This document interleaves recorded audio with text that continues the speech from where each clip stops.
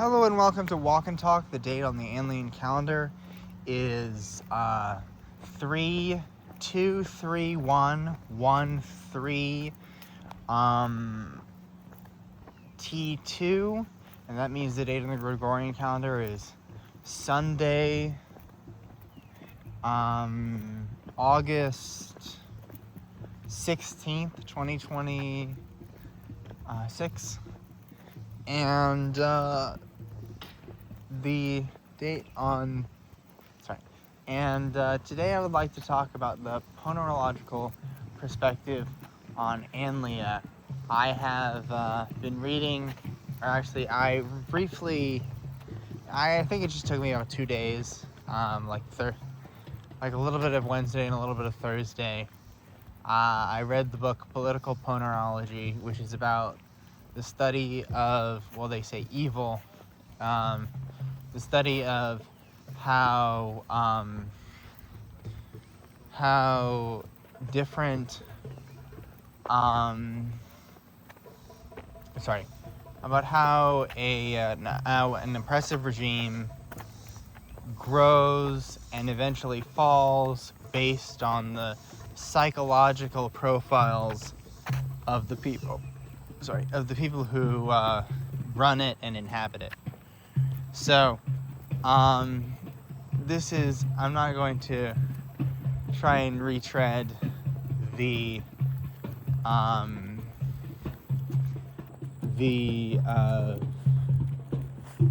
vocabulary that they use.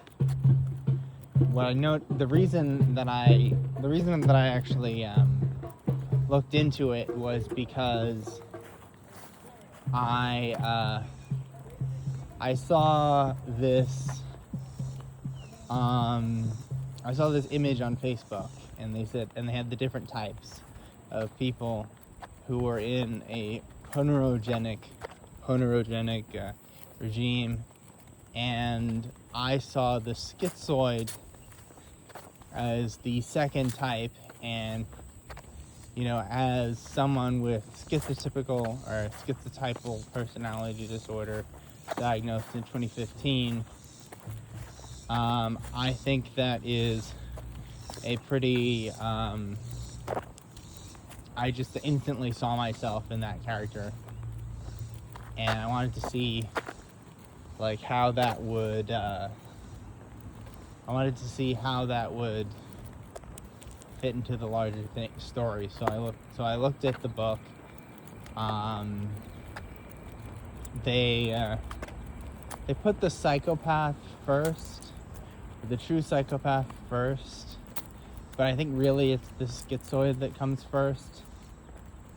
I think the idea is that the true psychopath is like the ruler of the regime who makes it work for their own ends, mobilizes the ideology to give themselves absolute power. Whereas the schizoid is more, is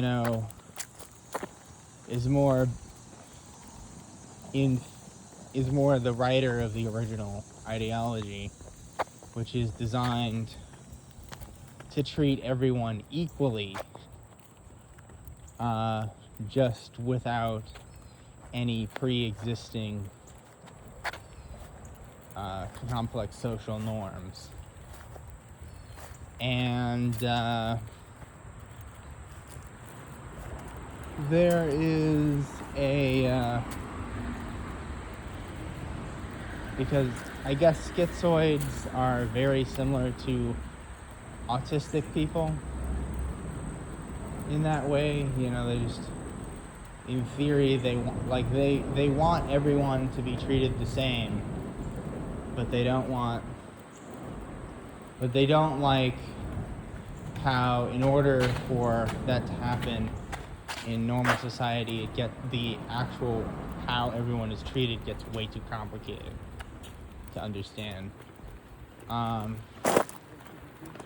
then there are various other types, I said I wasn't going to retread this, but there are various other types, like spellbinders, who compress the psychopath's version of the schizoid's ideology into slogans. If you ever read Animal Farm, you know, I remember reading Animal Farm recently. There was a big emphasis on spellbinders, and then there were the spellbound, who are like the sheep, you know, and then there are all these other, the reluctant conformists who do the work, but they just don't want to get in trouble, and they're basically like lawful neutral people. I'd say I'm probably more like that when it comes to like the left. I'm more of a reluctant conformist in the left, but in my own ideology, I'm more like the schizo type. You know, it's kind of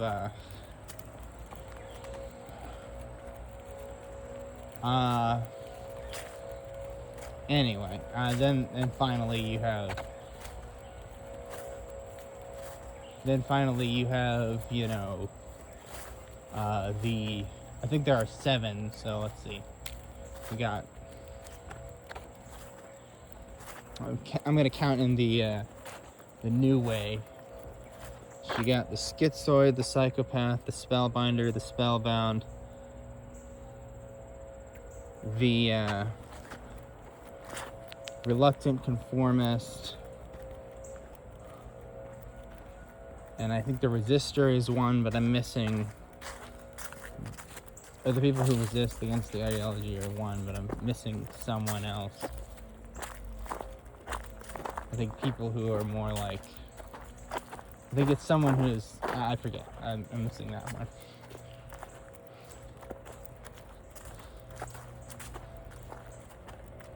But,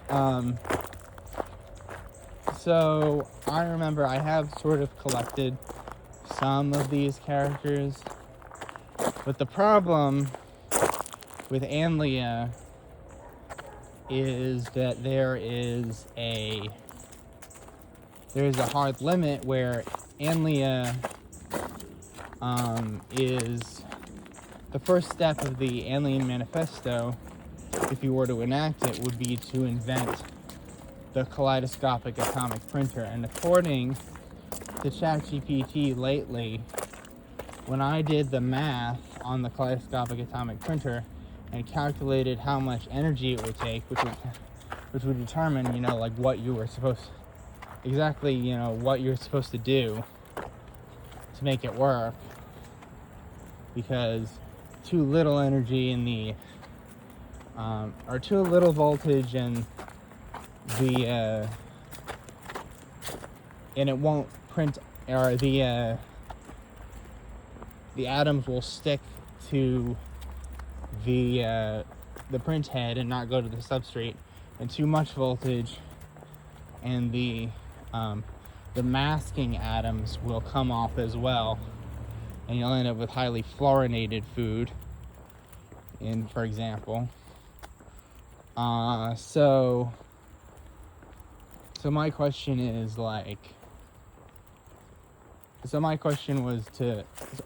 idea was to use enthalpy equations for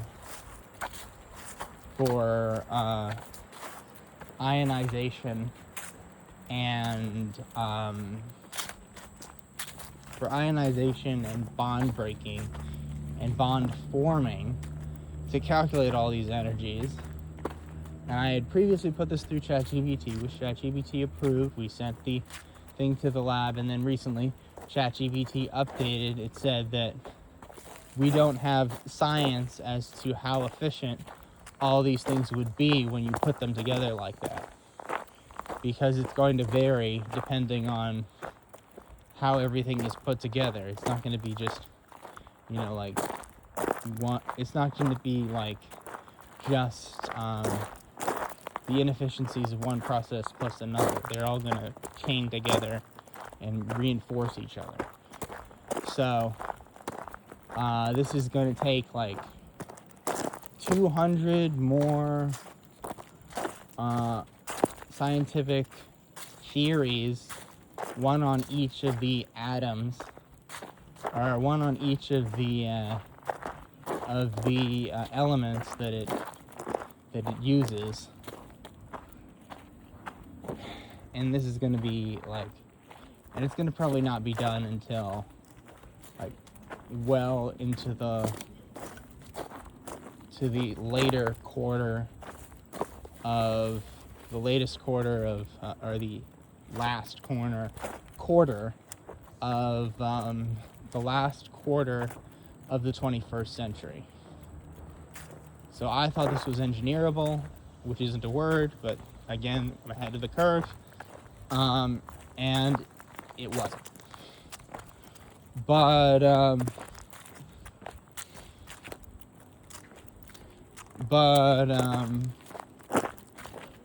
you've got this idea where, you know, like every time I go and I try to create this Stardust printer,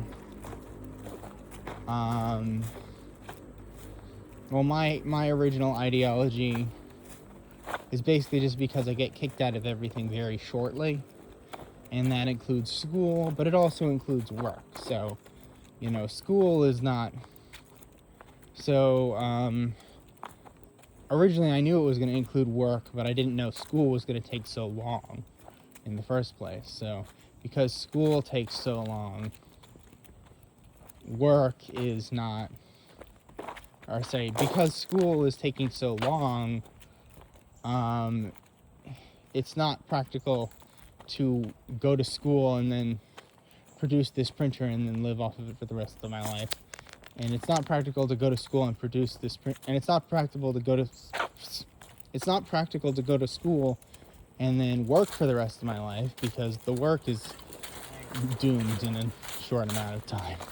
So, you know, the best thing I can do is just not spend the money that I have for school, live off of the interest, and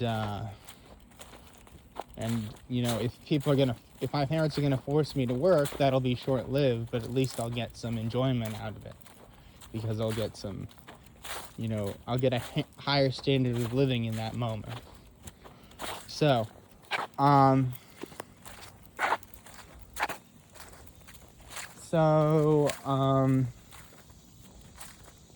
let's see. This is not really what I wanted to say. What I wanted to say was how this would actually go down. If Anlia became reality, it would have to become reality sometime around 2076 or 2080. And I think it would start not with me producing the Stardust printer, because I'm never going to get that far in school. But it will start with, because it's, you know, it's an asymptote, you know. I've talked about this, probably not on YouTube though. It's an asymptote. I can't get through my bachelor's degree. I have a, you know, the first 4 years I did half of the degree. The second 4 years I did another quarter of the degree. The third 4 years I did an eighth of the degree. It's not gonna, so if you keep dividing the amount that you're finishing by 2 each time you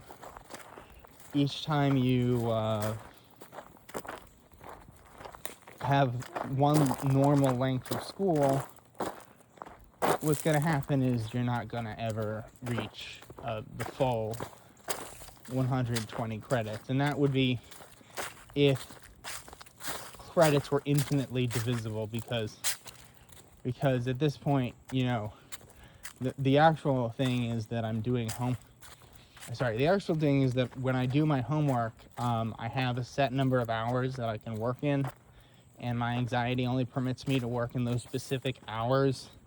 So if I take I mean, when I was in high school and middle school, I I expanded those hours, multiplied them by 2 in both 6th grade and 10th grade. But once I got to college, it didn't work anymore because my actual classes were taking, because I had to schedule my actual classes as well as my homework, and then those would take entire hours around those would take the entire clock hour around which, or the entire 2 clock hours around which the beginning and end of the class was. And then I would, and so essentially after that I just started dividing my course load in half. And by now I've discovered that at some point in engineering, the amount of homework for one class is going to exceed those 4 hours a day, or at least for the days in between when it's posted and when it's due. So there's basically a hard limit, and I've already reached it. But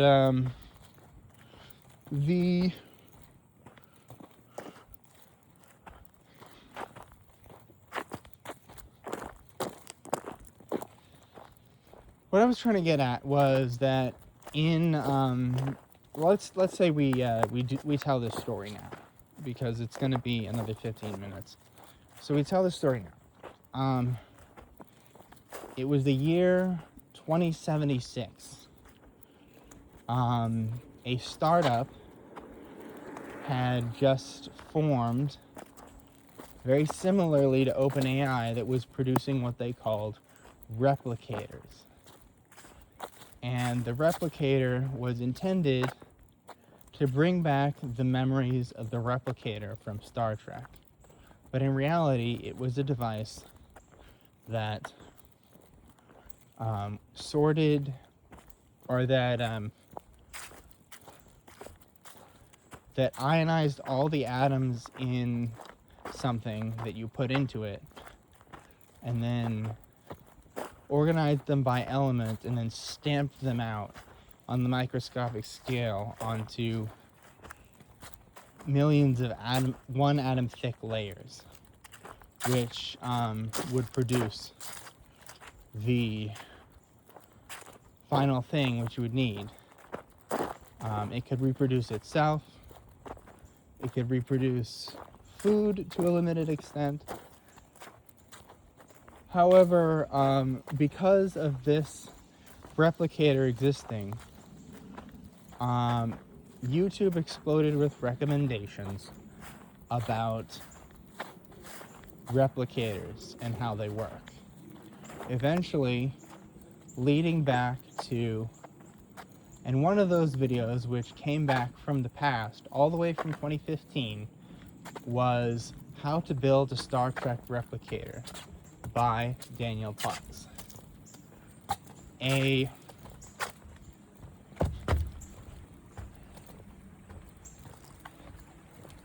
20-something named Mathwell Faust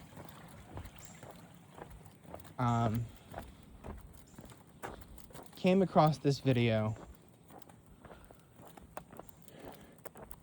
on their recommended feed because of all of the buzz about replicators, and they started to look into this creator, Daniel Parks, and they found that in the same playlist with the video about the Star Trek replicator, there was a whole wealth of information on a fictional society called Anlia, or of a manifesto on a society called Anlia. And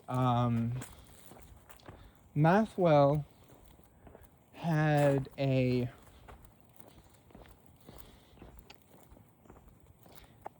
couple of what Daniel Parks called RICs, random immutable qualities. He would go into he would go into stores and steal minor items, and he would get into fights sometimes over random things, and go into violence. And he would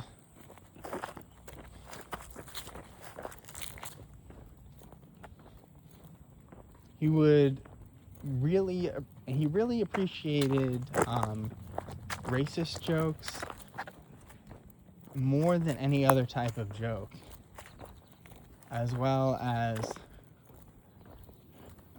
a lot of inappropriate humor from the 2000s. And so he decided he had the Ricks of, like, according to according to Daniel Parks's basic categorization of Anlian laws, he had the Ricks of Angale,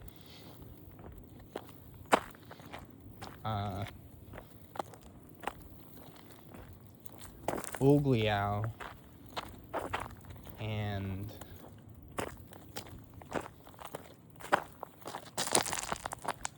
I think I forgot the other one.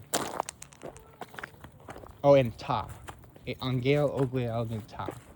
So he started looking into, partially ironically, the whole Anlian manifesto, and found that this society was based mainly on the creation of the Stardust printer. On this Stardust printer, basically, because of the Stardust printer, people would be able to be independent from each other materially, and therefore when they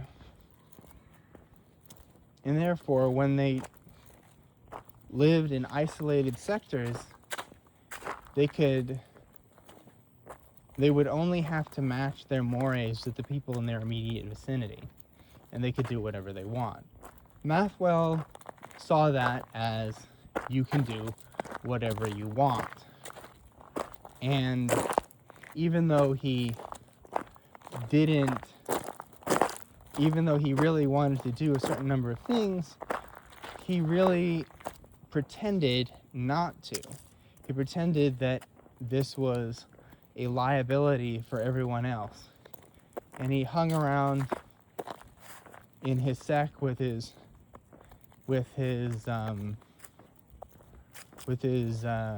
replicator, and laughed at racist jokes and hit and pirated things all day, while he yelled at people about how this was going to let the morality of the world decay, because no one would be beholden to do anything.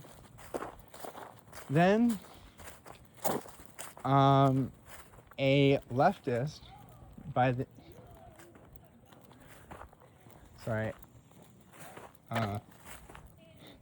a leftist with a named That Person made a reply to that and said that Anlia was supposed to be a place where people who were criminals would be contained, and people who were victims could opt into being protected from all potential crimes, or from the potential crimes that they didn't approve of. And if they wanted to consent to something, they would just have to move to the consensual sect. So that person was more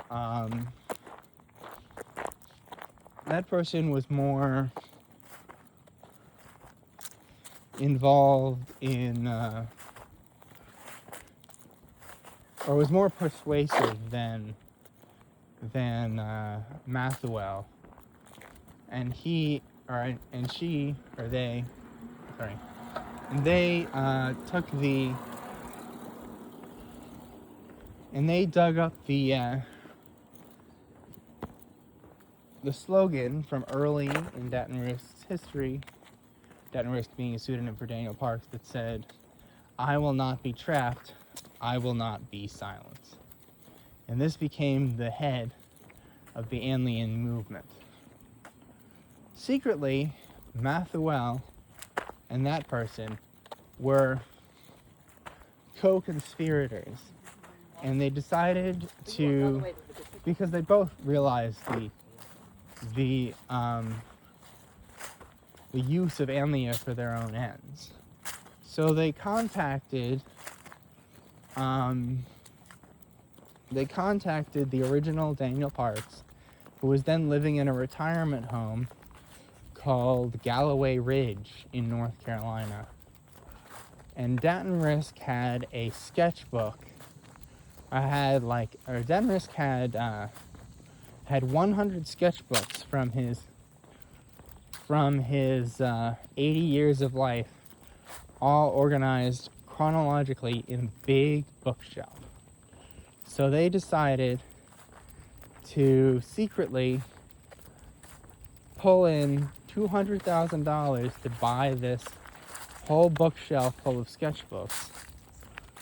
And Datton Risk, being almost to the end of his inherited money, or actually past the end of his inherited money from his grandfather and almost to the end of his inherited money from his parents,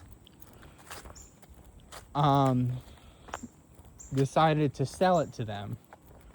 They then started new accounts using the names of people mentioned in the sketchbook, having learned the language Anlia of Anlia. And Mathuel started to call himself Ankoangwog, which meant the overseer. And that person started to call himself Angle, which meant the green mind. And they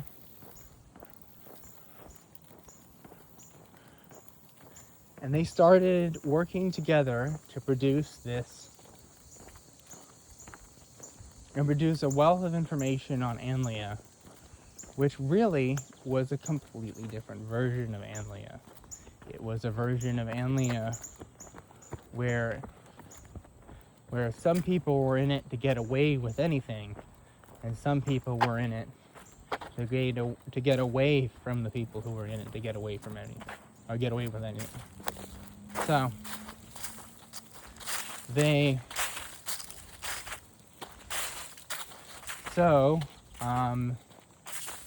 I will not be trapped, I will not be silenced began to appeal to an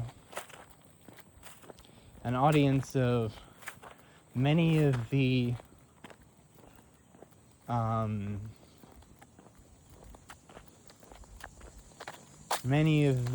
replicator users, who then began to upload as many foods as they could to the replicator store, in order to make it so that people who were in the Anlian sex, which would be made with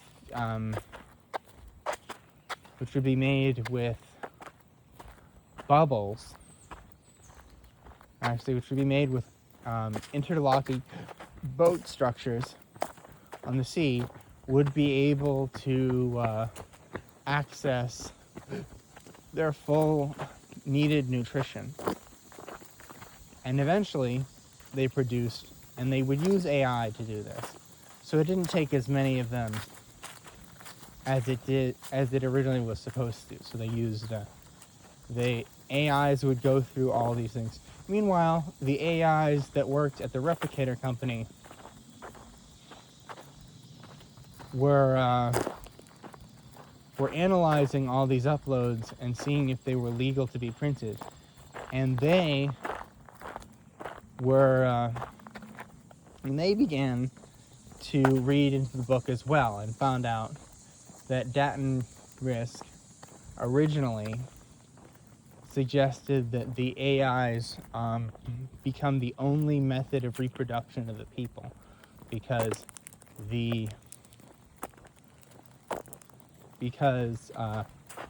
people could not be trusted, or actually because children didn't have the ability to consent to most things that you would have to consent to move around Anlia. And that would mean that they would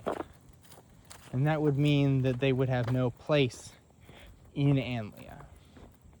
So so Anlia itself, now a bunch of floating pods on the ocean, began to develop entirely with people coming in from the land at the various centers, rather than being born inside of Anlia. And the Anlians could not leave because their money was now, because they lost all their money and they just had permanent subscriptions to food forever, and permanent subscriptions to all of the products that they could download on the Stardust store forever. And the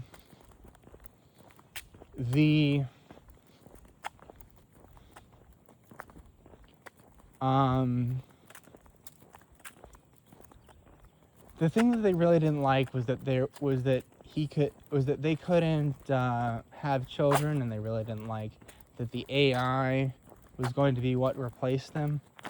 So they rebelled against Anlia, and they began to print fudging machines that would fudge the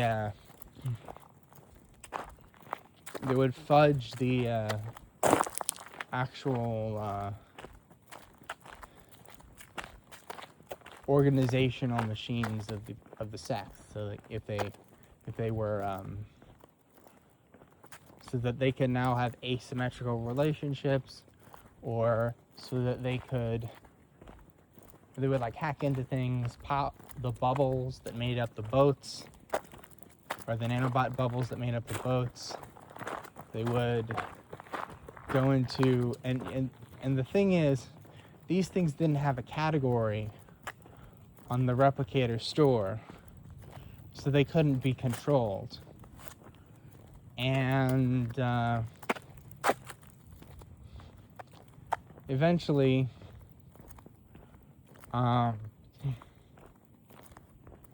they made it out of Anlia,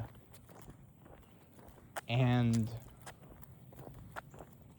they escaped back to the land, where they went back to the land and started eating real crops, real meat.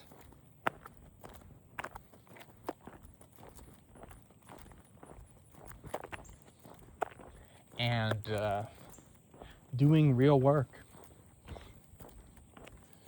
instead of just asking AI to encode things that they got from the land. So this has been my story of Anlia's ponerization.